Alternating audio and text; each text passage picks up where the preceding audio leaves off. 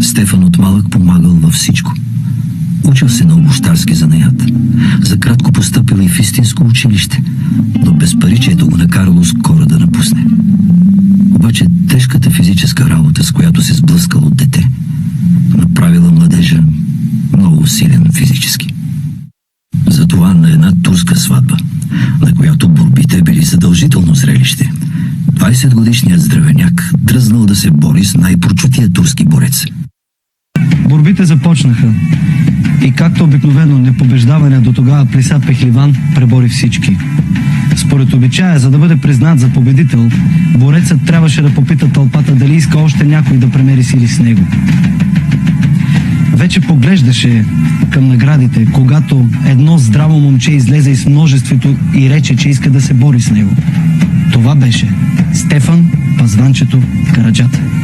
Плиса го изгледа пренебрежително.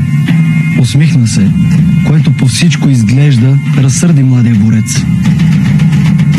Зорлите и тъпаните изпълниха цялата околност с неописуемо възбуждение. Борбата започна неравно и обещаваше да бъде жестока.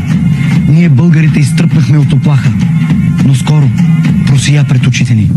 Стефан се впи в снагата на турчина и Гази Плиса се проса на гърба си като риба.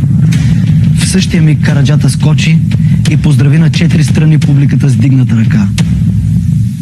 Настана смущение. Турците настръхнаха. Чуха се гласове, че очите на Плисата не гледали към небето, че се бил подхлъзнал и паднал случайно. Тогава Караджата гласно се провикна, че е съгласен втори път да се преборят.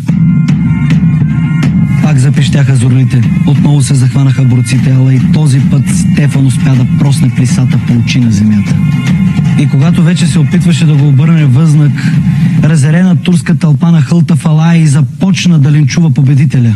Настъпи суматоха, наскачаха за тиетата. Втурнаха се в алая и някои посмели българи. Те успяха да качат Пазванчето на една каруца и го измъкнаха.